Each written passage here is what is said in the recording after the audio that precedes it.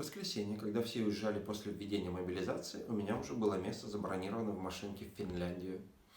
Но я не поехал. В течение всего дня.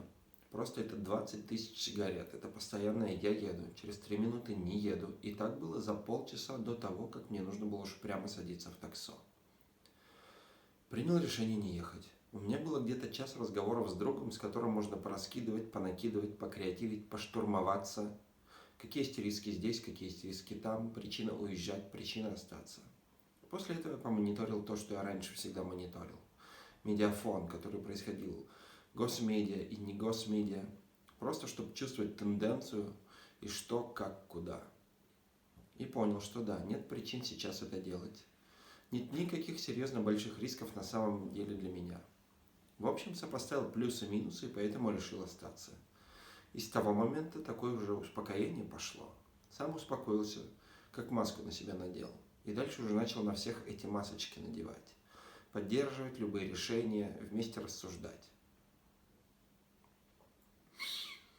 Первый раз, когда я хотел уехать, это было после начала войны. Мне кажется, как у многих. Точнее, даже чуть раньше начал. В принципе, я понял, что здесь, в России, та жизнь, которую я хочу, невозможна. Она не будет возможна в ближайшие несколько лет и, скорее всего, десятилетия. Я понял, что релоцироваться надо в любом случае. И вопрос того, когда и как надо это сделать. Это было решение, принято еще год назад, до войны. Я придерживался направления, что надо релоцироваться по учебе, готовить финансовую подушку. Соответственно, долгосрочный план был по релокации. С началом военных действий, как у многих, у меня тоже началось срочно надо уезжать, тоже чемодан был собран.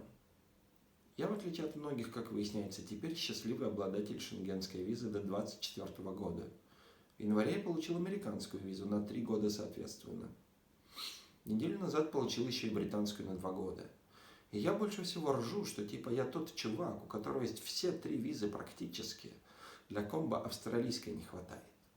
И при этом есть риск того, что я не смогу ими воспользоваться. Но неважно. Соответственно, после начала войны также это миллион консультаций, рассуждений, решений, друзей, сборы, митинги, хуитинги, помощь и прочее. Чемодан собирался и разбирался. И после месяца турбулентности уже успокоился. Понял, что риски есть, но дела здесь. Родня, финансовый поток и так далее. Оффлайн-бизнес, скажем так, в котором я участвую, что не позволяет мне быстро релоцироваться. И риски уехать сейчас, они больше, чем риски остаться. Поэтому я принял решение оставаться. Ну и там где-то до мая продлилась такая депрессионная история. Где-то с июня я только как-то ожил. Потому что и друзья вернулись доделать свои документы и всякую такую штуку. Как-то лето оно, конечно, несколько вывело из этого вечного пиздеца. То есть итерации были.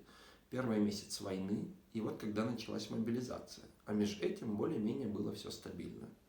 Я понимал, что я делаю, понимал, куда все движется отчасти, но при этом придерживался плана своего. Я разыгрываю карту поступления в иностранный вуз на магистратуру. У меня ситуация с мобилизацией следующая. Я магистрант бюджетного отделения. У меня 2-й год начался, поэтому на данный момент по всем информациям меня сейчас прям скорее всего не призовут. Плюс с точки зрения военного билета у меня его нет. Сколько прошло? 3 недели, повесточек не было. Поэтому да, скорее всего в ближайшее время не призовут. Опять же, зависит от ситуации, но не в первых рядах. Поэтому я как-то чувствовал себя застрахованным более-менее. Плюс, опять же, наличие виз. Плюс понимание, что мы живем в России, что даже если вот все, скорее всего будут варианты выехать каким-то путем.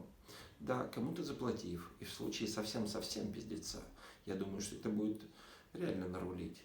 Хоть это и будет дорого.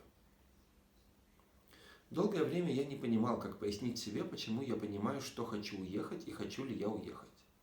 Я долго рассуждал в голове, многие годы. И потом в итоге где-то как-то мне очень понравилась эта формулировка, у кого-то ее подсмотрел по поводу жизни, которую я себе хочу, и она здесь невозможна. И она мне прям зашла. И я понял, что я не готов биться со всем этим всю жизнь. Не готов отстаивать свои понимания, как правильно жить, как правильно не докапываться до других людей. Не близко все, что связано с либеральной повесткой. Мне близко все, что связано с демократическим путем избрания всех и вся. Мне важна ЛГБТК плюс повесточка.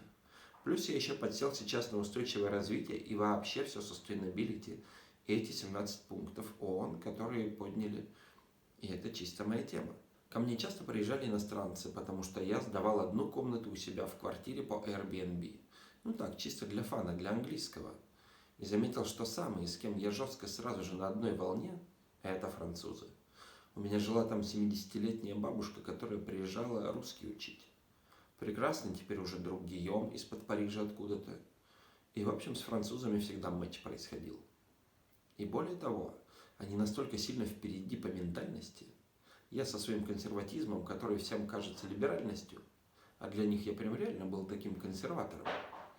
Мы как-то с Гийомом обсуждали, выходя курить, то, что они хотели легализовать проституцию во Франции. Я просто офигел. Мои мысли были такие. Ну раз все равно этим занимаются, надо, чтобы платили налоги. А его было, что нужно легализовать, потому что работницы все равно работают. Они никак не защищены, они не накапливают пенсионное отчисление и всю эту историю. Этот сдвиг я помню, что когда он мне все это говорил, я такой, блин, это же ведь так и есть. Почему мой мозг в этом направлении в какой-то постгуманизм не направляется?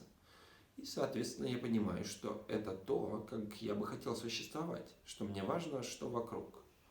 Плюс одно из тоже финальных таких размышлений, в силу того, что я предпочитаю парней, я понимаю, что я здесь тупо физически не могу на улице. Не знаю, идти за руку или не знаю, целоваться в кино или что-то такое. Не то, что я сильно этого хочу. Но когда я пошел тут по улице летом и смотрю, значит, в машине сидят парень за рулем. Машина стоит на обочине, и девушка, ноги на нем. Машина светлая, окна, где видно это все. И я просто, проходя мимо, задумался. Блин, я же даже не могу себе этого позволить. Физически я не могу, чтобы ноги парня или мои ноги лежали вот так. Потому что есть страх и осуждение, и того, что отпиздят, и еще что-нибудь может произойти. И в эту же прогулку я увидел, как около моего дома мальчик с девочкой целуются у канала тихонечко. И я реально загнался о том, что я этого себе позволить не могу. Или могу, но риски слишком высоки. И мне хочется, чтобы я не имел этих рисков. Я хочу иметь вокруг какое-то общество, которое более-менее будет к этому окей. И как с точки зрения правозащиты какой-то, юридического закрепления каких-то прав в этом направлении, так и какого-то собственного ок с этим. Ну и плюс биться со всем этим мне не хочется уже. Я готов и делаю это на каком-то своем уровне. Но выходя в поле, это становится сложнее. Несмотря на то, что на самом деле всегда, когда разговариваешь тет-а-тет, все окей. Но совсем отбитый не окей. Но так всегда в этом плане. Почему тоже я еще остаюсь в России? Потому что мне реально нравится то, что ты в принципе с любым, ну окей, не с любым, но с россиянином, когда ты общаешься не творческим, не интеллигенцией, а просто с обычным чуваком или барышней из пятерочки, ты можешь, разговаривая в начале этого всегда, какую-то шипообразную штуку найти. Но чуть-чуть копнешь, все, это почти всегда в десна. И это по любому поводу. Да, есть атовизмы и консервативные телевизионные штампы, но в целом ты чуть-чуть это преодолеваешь, панцирь спадает, и там всегда окей. И я понимаю, что я уже давно пропагандирую тему того, что дайте мне телевизор на 2 года, и вы не узнаете страну. Я с этим полностью согласен. Я считаю, что 2 года за глаза. Вопрос того, что потратить эти 2 года, и ничего не говорит, что эти 2 года начнутся завтра, и что сразу же дадут все.